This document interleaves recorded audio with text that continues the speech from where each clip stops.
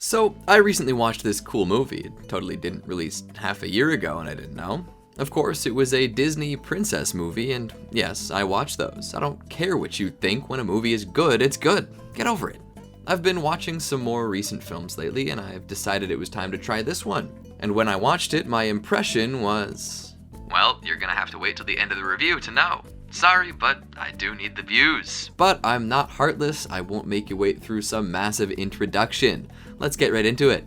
Welcome to the Amagi. Before we begin, we publish a new video every day, so be sure to subscribe to our channel and ring the bell to get notified about our latest videos. The Amagi's reach stretches beyond just this channel, so if you're a fan of us, please consider subscribing to our other channels and following us on all of our social media. Help us reach our goal of passing 100,000 followers on all of our accounts by the end of the year. Now, without further ado, let's get into the video. So, I am a little heartless, but now you don't have to wait anymore. Yay! Encanto is a movie about miracles. In fact, the title Encanto is actually Spanish for miracle, and that pretty much sets the idea. It takes place in a village that shares the movie's namesake. The reason why it is called this is evident from the start of the movie. It starts with a story. A woman who would later be known as Alma Madrigal.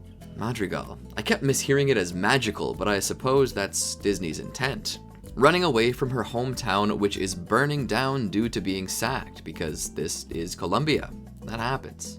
A lot. She's fleeing with some other townsfolk when the horseback guys start chasing them.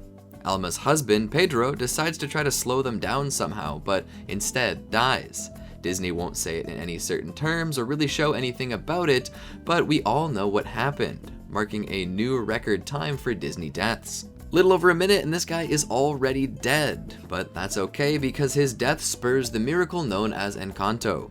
Large mountains rise from the ground and separate the fleeing citizens from their pursuers.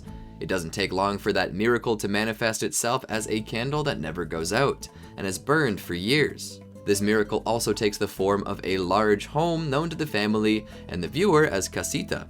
This house is very important, as it's where most of the movie takes place. The house and miracle begin to bestow gifts to the family. Julieta, Peppa, and Bruno, who nobody likes to talk about, were the first to get these gifts. And when their children came of age, they would get a gift too. However, on the night that the protagonist, Mirabel, is to get her gift, she doesn't. Now, of course, it's never specifically stated why, like ever, but I like to headcanon that she didn't need a gift because she already had her own gift, which consists of making people feel better. Support. But then again, I'm not sure because Disney never really explains it. Even Alma towards the end states, I don't know why you didn't get a gift, but you know, I like to imagine. So she remains living in the nursery as the door she would open to embody her gift never appeared. Time skips ahead a good number of years and she's preparing the home for a party. We get a song spurred on by caffeine-addicted children that essentially introduces the entire family and what they do. We learn powers from being big and strong down to details like they don't talk about Bruno. Yes, Bruno. Perhaps the best character in the movie, but we'll get to that later. As the movie progresses, we get clued into how alienated Mirabel feels due to not having a power. Not only do the children keep hounding her to tell, but even one of the elder villagers comes along with party supplies to give her and makes mention of how she isn't special, and that his items are free, so she should consider it a discount. His not special. Emotional, damn it! This was a funny scene, but it was bittersweet because we already feel bad about it. As we go inside, we're shown that the villagers aren't the only ones who think this, as even though her mother is accepting of her abuela, you would remember her as Alma, the matriarch who helped to found Encanto, is essentially telling her that she only gets in the way. I mean, Mirabel wasn't even doing anything wrong. She was helping, even making decorations to make it even more festive, and Granny shows up and is like, hey, kid, you're in the way, you have no power, and thus you are a liability. Go touch some grass. And this is a recurring theme from the elderly woman. Then the reason that they're decorating becomes clear. Her little cousin has come of age and is ready to get a room of his own. He's extremely nervous about it, obviously because he doesn't want to end up like Mirabel, with the entire family mirroring that nervousness and barely hiding it. Mirabel makes him a stuffed tiger since she knows he's an animal man. She begged him. Eventually the time comes and he is to get his power. He becomes nervous, and even when Casita tries to nudge him, he won't move. He asks Mirabel to walk with him. These two scenes are by far some of the most heartwarming scenes in the movie. However, don't expect it to last, because the moment little Antonio gets his power, he's essentially forgotten. I honestly assumed he wouldn't get his power and become her sidekick, but he didn't. He got the Eliza Thornberry gift and fades from the spotlight entirely. In fact, he's lucky. Most of the family didn't get as much spotlight as that, but we'll talk about that later. When Antonio gets his power, they decide to take a picture, and Mirabel is annoyingly left out. This is possibly because she doesn't have a gift, but the thing is, some other very important characters, such as Felix, who is not only treated equal but included in the picture, don't have powers. It's almost blatant. Even if the characters claim they aren't meaning to or anything, they obviously have some bias against Mirabel for not having a power. This is obviously meant to evoke such a reaction from us, as we're meant to pull for her, but it almost makes me want to pull against the family itself, which I doubt was the intent of the writers. It could have been more subtle if you ask me, but it worked. This leads into the musical number Waiting on a Miracle, which seems to take place within a time warp. When the song ends, Mirabel finds herself the only one outside in the casa proper, as most of the partygoers are now in Antonio's room, which was stated by the awestruck children to be bigger on the inside than it was on the outside. Turns out it's not magic, just Time Lord science. It's at this time that something smashes to the ground. Mirabel investigates it and finds that it is a roof tile, which she proceeds to cut her hand on. This confuses her, as the house is supposed to be practically perfect. But slowly she begins to see cracks in the ground and on the floor that lead up to where the candle is sitting in Abuela's window frame. She runs to tell Granny Careless about it, who runs out to check, only to find that nothing seems wrong. She turns back to the people who are watching this go down and tells them that the magic is strong, and then practically accuses Mirabel of being drunk. After this, she learns that Abuela actually does believe her, but won't say it. This is actually another recurring theme in the movie, that things are not all right, not just in the house, but in the family, and that Abuela knows it but isn't willing to admit it. In fact, the movie starts to insinuate that the house is symbolic of their family structure, as whenever something rough goes down between Abuela and Mirabel, a new crack begins to form, or someone's powers start to wane. Mirabel decides she wants to save the miracle, but admits to herself and Casita that she doesn't know how to save a miracle. She does say that if anyone would know, it would be Dolores, whose power is to hear everything. She goes to speak with the less than fleshed out secondary character, only to find out that she was being impersonated by another less than fleshed out secondary character. Eventually, she finds the real Dolores and asks her what she knows. She admits it's not much, but she did hear Luisa's eye twitching all night. The weird thing about this, though, is that she can hear Luisa's eye twitching from different rooms, but not the house breaking apart. She didn't vouch for it or anything, but I suppose that is the family curse. Denial. Ironically, one of the children accused Mirabel of having the gift of denial, which is actually the opposite. She's the only one who isn't in denial, and that actually plays a part in the movie later on. As she confronts her sister, Luisa, she begins to ask her what she knows about the miracle dying, and she refuses to say despite her nervous twitch giving her away. This then leads into another great song known as Surface Pressure, which explains how Luisa's gift is strength, and that means she must be strong, both physically and mentally, serving as the family and village's strength, though she admits she gets stressed herself due to all the pressure that is put on her to be what she is, despite the fact she doesn't want to. Once the song ends, Mirabel is informed that Uncle Bruno had a vision regarding the future and the possible events of the movie. Mirabel asks how to find out what his vision was, and Luisa tells her to check Bruno's tower, which is the abandoned room that Bruno once lived in before he disappeared. Mirabel sneaks in and finds out it is a large, deep chasm that she must climb to be able to get to Bruno's room. Along the way, a toucan follows her, which I was sure meant that Antonio was going to go with her, but I was wrong, and that toucan leaves and you don't really see it again. Mirabel gets into Bruno's room and finds it's mostly empty except for a pit of sand in the middle where a green glow sparks up. She starts pulling the green glow out of the sand and notices that the pieces of glass. She begins pulling up all the fragments and starts assembling them, only to discover that the vision was about her. As she assembles it, the house begins to crack further, causing Bruno's room to collapse. She escapes, but just barely. Oh, did I mention that another character, Isabella, is getting married? Yeah, it was super sudden, and despite the fact that they just had a party the night before last, they need to have another one immediately. And the thing about that, they're going to get engaged that night and married almost immediately after, so there's that. Mirabel begins to assemble the vision only to find that the calamity coming upon Casa Madrigal is possibly her fault. Her aunt Pepa steps in during this time, and Mirabel asks what it would mean if Bruno had a vision about them. This moves into perhaps the best and most popular song of the movie, We Don't Talk About Bruno. It's a bad time in Disney to be named Bruno. I mean, if you remember Luca, that one about the fish boys, Silenzio Bruno. I kinda wonder if this is a nod to that actually. Anyway, as Mirabel contemplates the vision Bruno had, her father walks in and seems to immediately know what happened. He starts hiding the vision in his pockets while saying not to tell anyone about the dying magic or vision, only for Dolores to hear it. Dolores is revealed to be the queen of gossipers, which I guess comes with the territory when you can hear everything. But even still, you would think that if she could hear everything, she would have known about the house coming apart. And if she can't keep her mouth shut, you would think that she would tell everyone about it. But she doesn't. Instead, she decides to snitch during the dinner before the proposal with Mariano and his family, an event which the family then blames on Mirabel. But I must admit, the next scene is one of the funniest scenes of the movie. And it immediately leads into another good scene. After the vision is revealed to the entire family, which results in a massive indoor hurricane due to Pepa and the breaking of Mariano's nose, rats begin to grab the vision and run off. Mirabel follows them only to find that they ran behind a painting on the wall, which is revealed to be concealing a massive hole. She climbs through and is confronted by Bruno, and a short chase occurs in which Mirabel seemingly almost dies before being rescued by Bruno, who himself nearly dies when the floor gives way. Mirabel drops him in a hilarious scene that shows that there wasn't a deep hole at all and that the bottom was merely covered in fog. She follows Bruno to find out that he's been living in the walls the entire time, has been patching cracks in the walls with his multiple personalities, and is very superstitious. She also learns that Bruno is a kindred spirit, someone whose gift was not the best for the family, as he seemingly only ever had visions of bad luck, except with Isabella, who's the only one to receive a perfect vision, although this is later considered bad luck as Isabella seems to hate being perfect.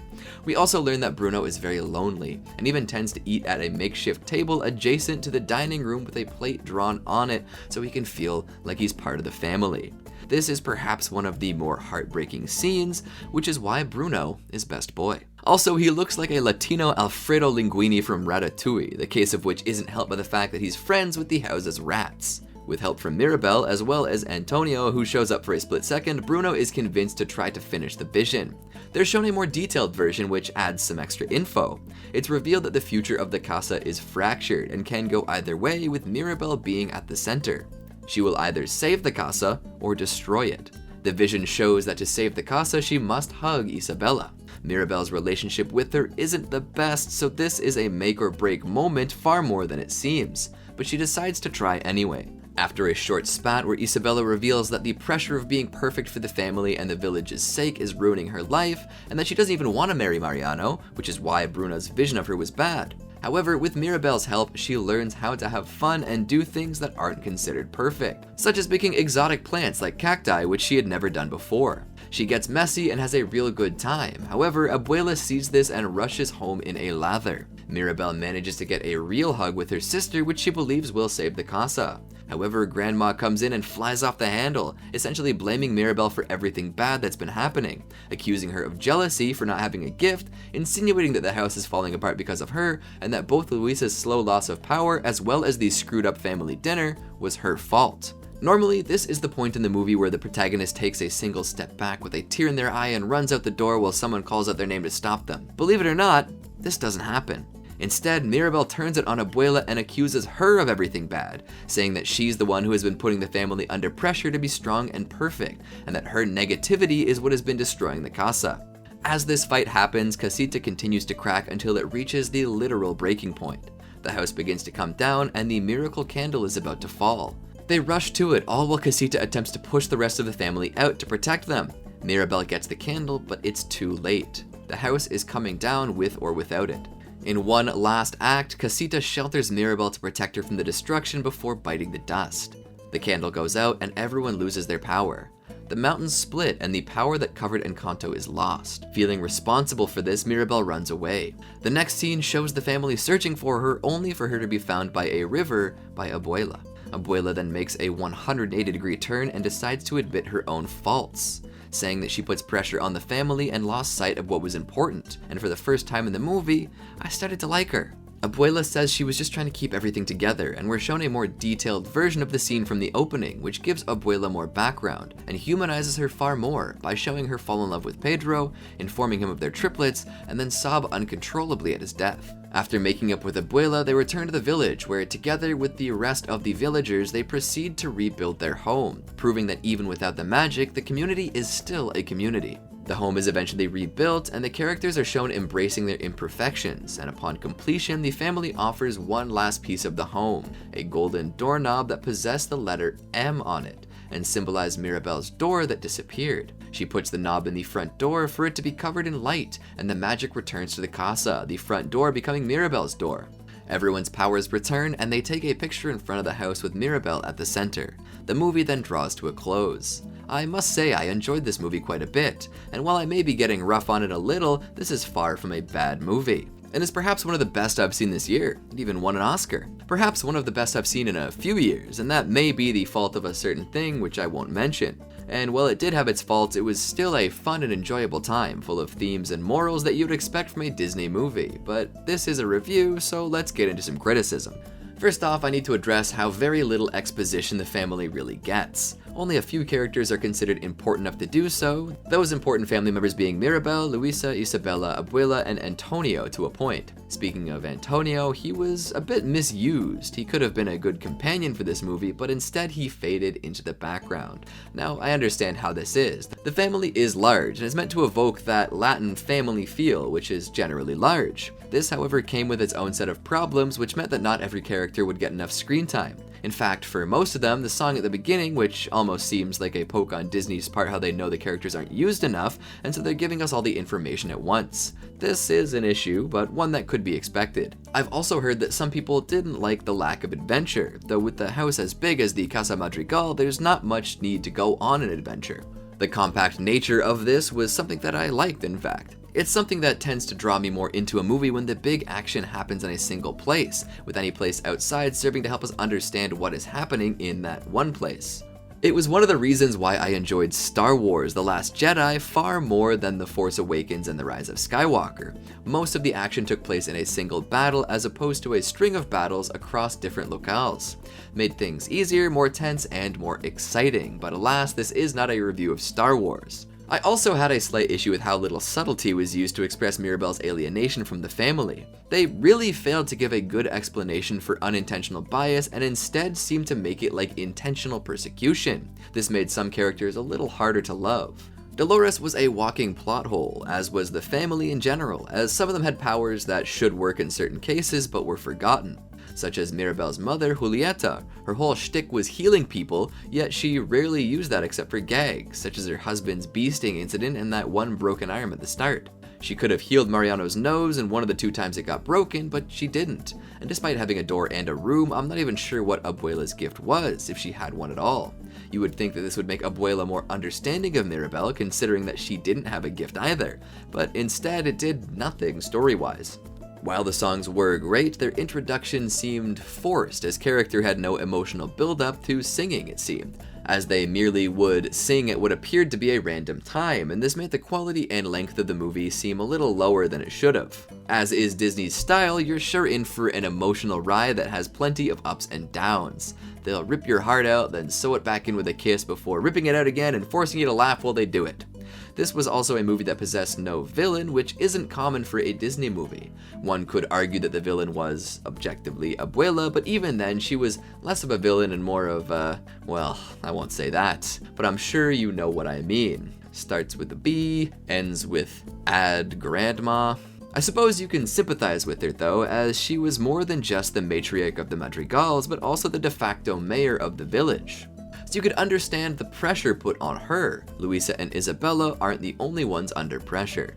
So one could use that as an excuse to forgive Abuela's actions quite easily, but personally her actions and reactions were just stupid. Sorry, I lack a better term. They just don't make sense. The start of the movie makes her appear to be a kind and loving grandmother, while immediately after scene 1 she becomes a curmudgeon who shifts all the blame onto the poor girl who shares the same position as she does. I really don't know what to make about Abuela, but in the end a lot of these faults can be forgiven. It's nowhere near a perfect movie, but I also also would not wish to dissuade anyone from watching it. It's beautiful in a way that's become purely Disney. I'm serious, nobody makes beautiful animations like them. It flaunts great color, great animation, and the core meaning of the movie is a perfectly good lesson to understand. Not every gift is as obvious as others, and it doesn't mean it's any less special. Sometimes being able to love anyone, regardless of who they are or what they go through, is a gift that can save lives far better than super strength or the ability to see the future. And I think that's why I can so easily forgive the types of mistakes I would normally hammer on any other movie for. Looking at you, Avengers Endgame.